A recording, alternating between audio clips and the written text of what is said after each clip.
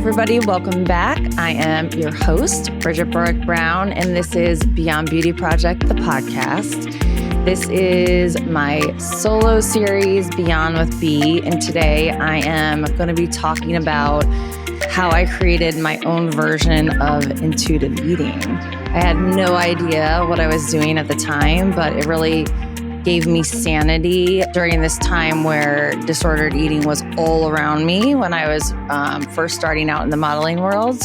So today's episode is called Mind Your Body, Mind Your Plates. When I started, I was just really surrounded by this like constant scrutiny around food and body size. So when I had moved away from Michigan, it was the first time I was on a plane. I was like super innocent and I moved to Miami Beach initially. And I always tell people it's like, I felt like I was like dropped into like a petri dish, like a science like experiment. And it's like, let's put all these young girls, we'll just stick with girls, models, though, in one place together. Let's let them live together, work together, then they're going to eat together, work out together. And we're just going to keep telling them that they need to be smaller, that they're not perfect enough, that they need to lose 2 inches off of their hips or their waist or whatever. I mean, it was like this breeding ground for like just disordered everything. It was really normal because of this. And I think it's like, it was the industry you're in. You're really young. And then 2, it's like you're with all these other people, right? A bunch of other people that are constantly obsessing about what they're eating, what size they are, how they're exercising.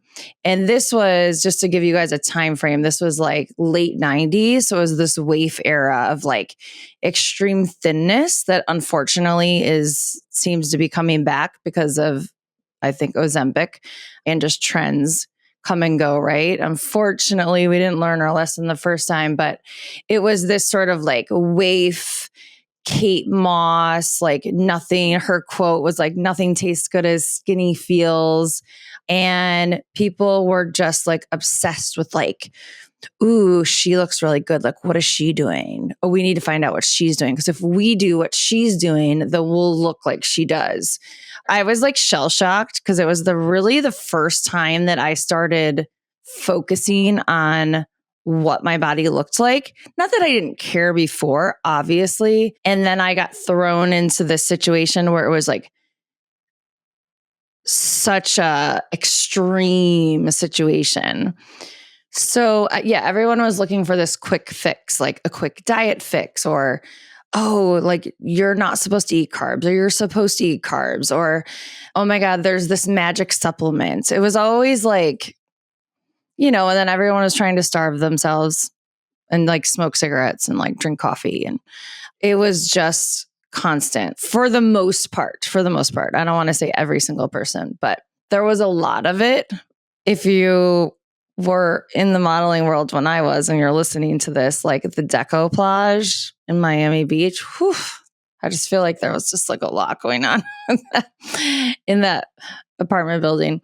So meals, I would say, thankfully, as I traveled, I really started enjoying meals, and I understood this, like, I kind of went back to my roots because my family and I would really sit down and we would have family dinners. I'm from the Midwest, and, my grandparents would come over, and it was the time we sort of connected, and we ate, meat, potatoes, and vegetables. And a lot of times the vegetables were frozen, but it was okay. We connected.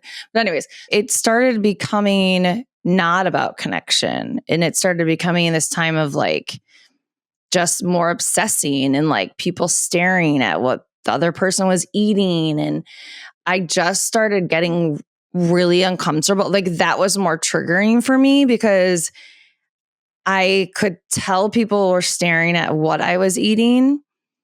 And I knew what they were doing because I was doing the same thing. Like if someone was really thin and or I like loved their body, I'd be like, ooh, what are they doing? Like, what are they eating over there? So for the most part, like, I guess maybe it was just the crew I hung out with, but like, it was like very hyper focused on like what the next person was eating that was sitting next to you. So I remember I went home to Michigan. That was the place that I could like go home and like ground myself. And I remember I would go to National Coney Island all the time. And I was often with one of my friends and my friend Kristen. And I remember we're eating and she left like a third of her food. And I was in awe. I was like, what? Like she didn't finish all her food? Like, I don't understand. So then like, I don't know, we like hung out, like when I would go home, we'd be together every day. I think by the third time I asked her, I said, why aren't you going to finish your food? I wanted to know. Because at this point, I was so like in my disordered eating world because I had been like, I felt like I got thrown into it. And she's like, I don't know. I just like, I don't like the feeling that happens when I feel really full. So I stop. And I remember being like, wow, she like listens to her body. Like she stops when she's full. Interesting. I was at that point on like diets and like you ate like a portion size or like, and like I was probably restricting so much that when I was eating, I was like, I wanted to eat it. I remember one day I'm eating and I'm like getting really annoyed because I'm like, I'm trying to like, okay, I'm going to listen to my body. Like Kristen listens to her body. And people are staring at my plate. And I said out of nowhere to myself, I said, you know what, Bridgett, mind your body and mind your plate. That's the only thing you can do in this situation. So this little mantra was born. And I just started saying it to myself all the time. Mind your body, mind your plate. So I started making some rules around this where when I would go to eat, I never looked at what anyone else was eating. And I only focused on what I wanted, what my body needed. And I would check in with myself. Right now, I can just do it. It's like a thing I just do. I like check in really quickly and I have this like, mind body check in and I can like hear my intuition. But back then, I sort of had to unlearn all of this toxic thoughts and behaviors I had picked up. So what I would do is I would, get grounded. If I went to dinner, I would just like take a moment, open the menu. I would really go into like my own little world. I never asked people like, what are you going to get? Like now I do a little bit more, but for a long time, I didn't even plant that in my head because I wanted to know what I wanted. And so I would look at a menu. I would think first before I looked at the menu, like, what do I feel like? What feels nourishing? What feels good to my body? And then I would see if they have it on the menu. I almost wouldn't look at what they had first. I would check in and say like, what is my body craving right now? Does it want red meats? Does it want vegetables? Does it want a salad? Does it want pizza? Like, what is it feeling like? And then sometimes, because I think people get confused sometimes with my messaging where they think like, I don't care what my body looks like. And that's like, couldn't be farther from the truth. Like, because I like since my healing journey, I care what my body looks like. And I also care about my health a lot. So let's just say my body is like, we want to eat pizza, but maybe I've had pizza for the last couple of days. Then I will stop and check in and say, okay, what else on this menu could you have that could make you feel fulfilled? So this started this journey of this, this way that I learned to just block out this constant noise around me and really like bring the attention back to myself, to my body, to my mind, to my spirit, like my soul, like all of it. And I just started like repeating the mantra, like mind your body, mind your plate. And over time, it really kind of sprinkled into most parts of my life where it then went into like movement and exercise. Like just because this girl is doing like 40 spin classes a week, was that good for me? Did that work for my body? Was that going to actually stress my body out more? Was it good for my mental health? I started incorporating it into like even my self-care and how I took care of myself, especially when it came to my mental health. If and when still, if anybody stares at like what I'm eating or my plate or whatever, I literally just try to ignore it. I'm like, it's not like that's like theirs. This thing that's like more than just an eating practice. It became a way that I really got in tune with my intuition and myself. And it really started this relationship with my body. I feel like when we're living in diet culture, we're so disconnected from ourselves that we lose this connection and this relationship with our bodies completely, really. Think of a time when you've like pushed yourself to do a diet and in the ending you gain all the weight back, or you don't feel good, or you push yourself to work out but you probably should have rested and you got sick, right? It's like if we're living disconnected, which many of us end up doing when we are swimming in the waters of diet culture, is we are really listening to these like external rules and expectations, which is diet culture, wellness trends, societal ideals. And like, for a long time, we've been taught what to do, especially women. We're constantly told, eat this way, do this diet, follow Jennifer Aniston's diet, and you'll look just like her. And it's diet culture, it's wellness trends, it's all the societal ideals, it's beauty ideals. And we've been sold the idea that if we shrink ourselves, if we restrict ourselves, if we fit into someone else's definition of wellness and beauty, we will be enough. So it's like the perfect setup to want to go that way. But the further we go that way, the further we become disconnected from ourselves. Because the finish line, it never stops. It keeps moving. Because you'll never be good enough or feel good enough if you're following those expectations, the expectations that live outside of you, not the ones that live inside of you. So over time, we really, I know I keep saying like we're disconnected from our body, but we really actually stop to understand hunger cues, tired cues, maybe cues about like what fills our spirit, what we need for our mental health, because we shut them off. We override them by doing these things. So what does it mean to mind your body, mind your plate, right?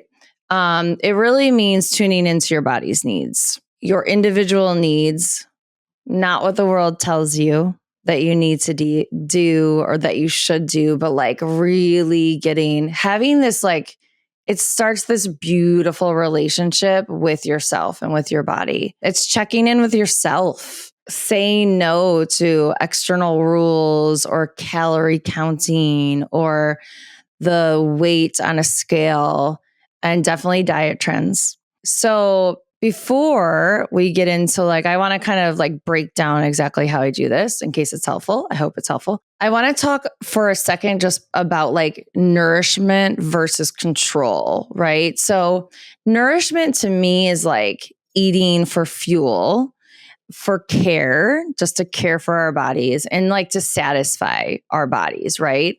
Control is based on external pressure. It's based on rules. It's based on shame and guilt. So a question that you can just start asking yourself is, am I choosing this meal because it feels good? Or do I feel like I should? Do I have to? Am I breaking the rules if I don't? ask further questions from there, right? Like, am I having a smaller meal right now to control my body or because my digestive system needs a little bit of a break? That's okay. Am I eating too much right now? Or is my body just hungry and it needs some food? It needs some extra food right now. That's another thing with like when we're disconnected from our body and we follow diet culture or rules, we think we're going to eat the same exact thing every day. That's not how it works. Like we are a part of nature. And when you go with your flow, and that's what Mind Your Body, Mind Your Plate starts to get you back into. It starts getting you back into your flow, your rhythm, and being sort of like actually a part of nature. I mean, we're human. We are a part of nature, right? So if you think about like how animals, eat in the wild, they eat when they're hungry. They sleep when they're tired. They get water when they're thirsty. And every day doesn't look the same for them. So, I mean, I even think of like my dogs. One of my dogs, she will eat anything, a little scavenger. The other one, she's like, some days she eats a lot, some days she doesn't, because she's just like, really, I think she's just a dog and she's living her natural dog life. And like, I don't know what I'm saying. What am I saying?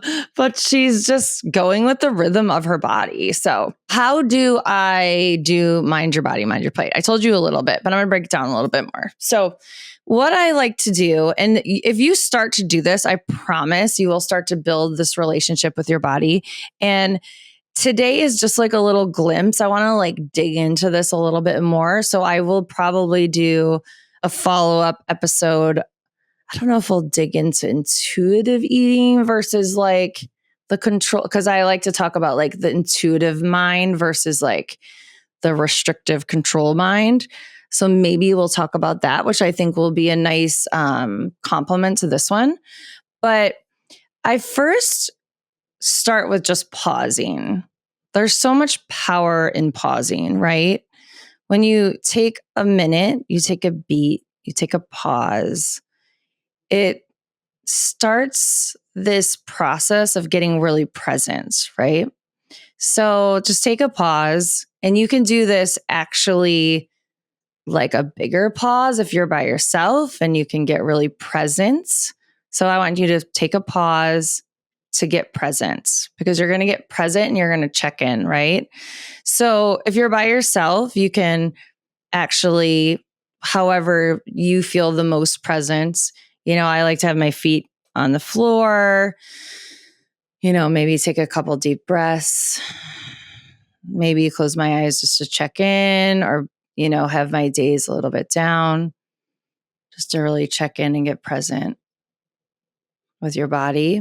If you're out, say you're at a dinner party, you can just simply take a moment with your menu maybe and say, okay, I'm going to take a pause. I'm going to get present for a second. I'm going to get into my body. I'm going to connect with my body, right?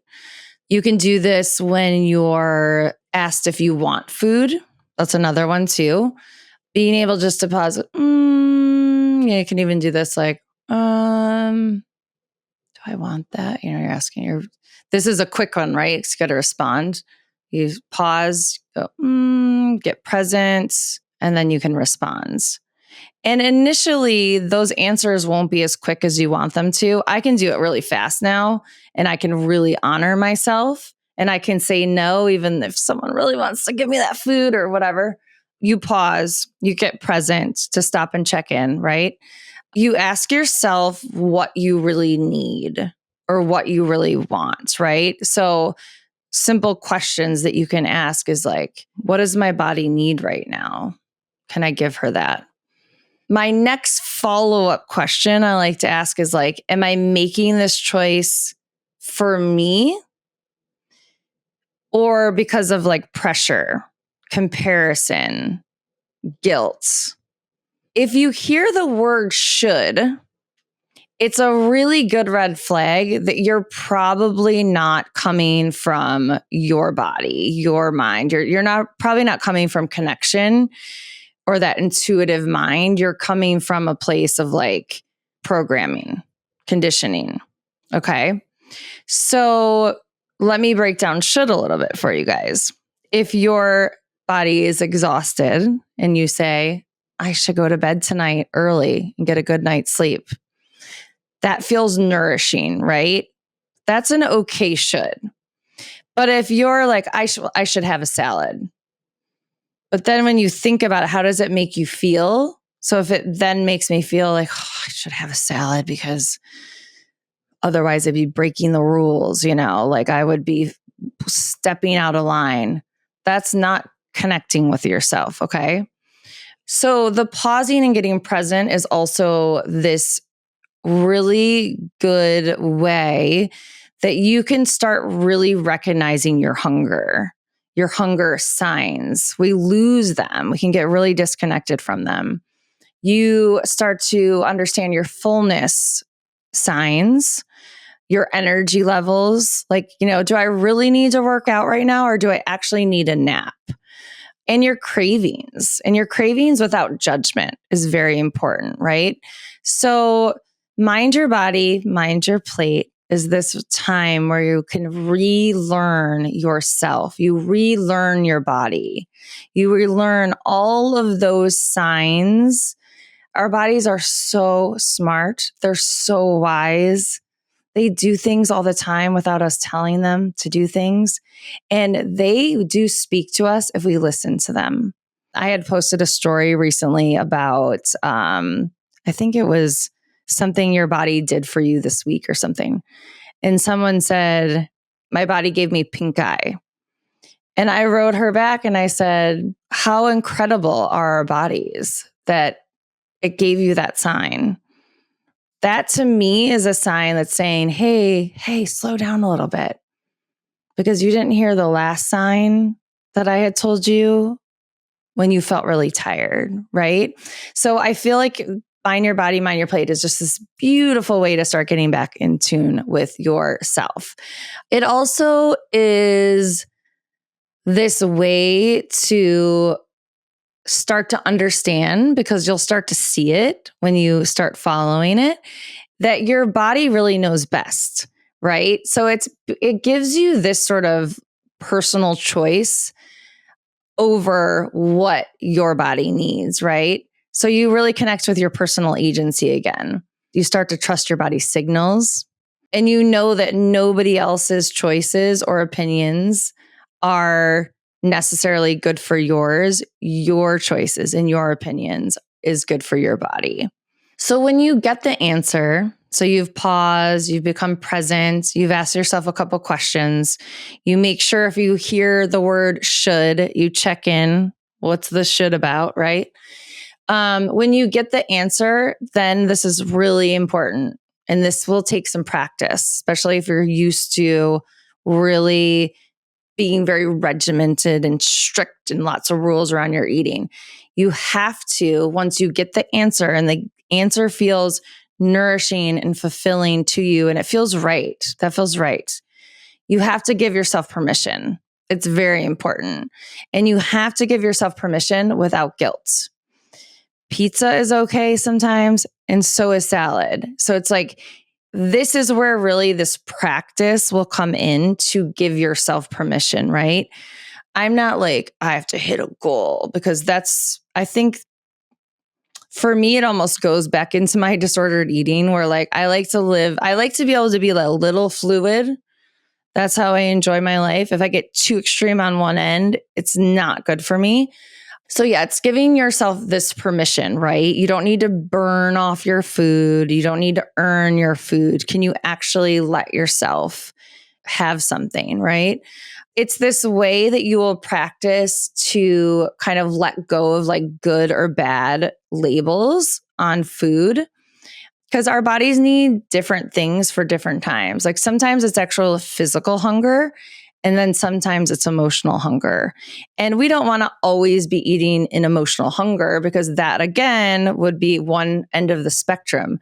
But it's okay sometimes. Me and my girlfriend were just talking about this. We've both struggled with disordered eating. And I'm like, you know what? Sometimes I just want to eat a lot of the chips. And she's like, you know what? I get it. And she's like, but now we just like know that we're doing it. It's not, like, anyways, my point is like, it's okay that sometimes you're like, I'm a little sad. I just want some ice cream. But this takes practice, right? Mind your body, mind your plate. It is a practice. It does become second nature. I promise. I love that I can like check in with my body really quickly. And the goal is really to get to this place of more peace in our bodies, right? So we're releasing this micromanaging. We're releasing that we miss out on so many things when we live like that. Connection with at meals, like I was talking about in the beginning. It's like, can you give yourself permission to actually enjoy the food and be with your friends or your family, right? And I think this piece part too for me is like actually finding this natural rhythm, like I was talking about. And I really think that when you find your body's natural rhythm, you're typically happy with the way your body looks. So I'll say that again. When you find your body's natural rhythm, you typically like the way your body looks. And you're not swimming in diet culture. I always say, like, if you do the inner work, the added bonus is the outer, like, but it's true. It's like, if you can really start to, I do this when I get in rhythm. But also your body is really, it starts working sort of for you and not against you and with you. It's like you create this little partnership. So it's about building trust rather than trying to force or manipulate. And it's beautiful because I think you just really start to listen and honor your body and you feel more at peace. So I'm going to wrap up, but I want to challenge you to just kind of take some pauses throughout your day, before choosing what you grab out of the cupboard or out of the refrigerator, or you order something at a restaurant. Just take a pause for a second, check in, get present with your body, and see if you start to choose a different choice. Remember to ask yourself, what does my body truly need right now? What does my body want? Does that feel good? Notice if the guilt or this external expectations kind of creep in. Just notice it. You can tell it to go away if you want, but and start to make these choices, based on your body's signals, not on external choices. If someone is obsessed with your plates, you can ignore them. If someone's obsessed with your workouts, etc., you can ignore them. And I'll just leave you with this thought that your body already knows what it needs. It just needs you to start listening to it. And when you start trusting your body, I feel like everything else just starts to fall in place naturally. Thank you so much for being here. I hope this was helpful.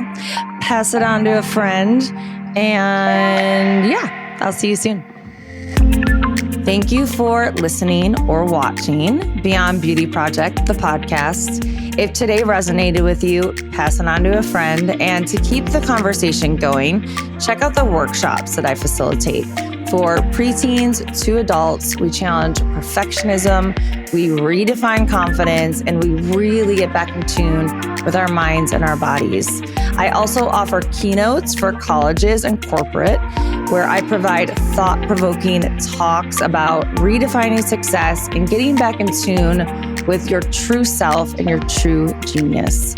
Subscribe to our newsletter where you can keep up to date on everything BBP related. And as always, we love to hear from you. So drop us a review, send us a DM, and I will see you next week.